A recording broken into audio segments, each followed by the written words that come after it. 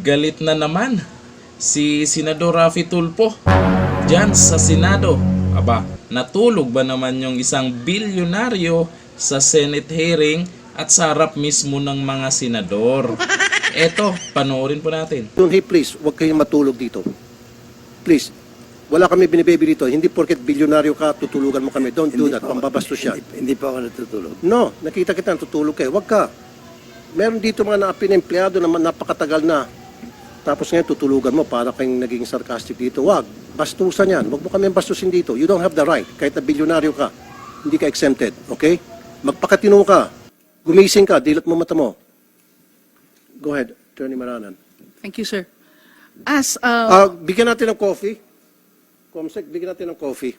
Anong gusto niyo? Black or cream? Okay, bigyan. Para magising to. Ayan, ginising ni Senador Raffy Tulfo, pinagalitan at inalok ng kape. Alam nyo, inaantok talaga. Pero kahit gaano kaantok, pero dyan sa mga lugar na yan, grabe naman, tutulugan lang, walang respeto kay Senador Raffy Tulfo. Hindi ni respeto si Senador Raffy Tulfo. Nako, papagalitan kayo dyan. Raffy Tulfo yan. Raffy Tulfo in action.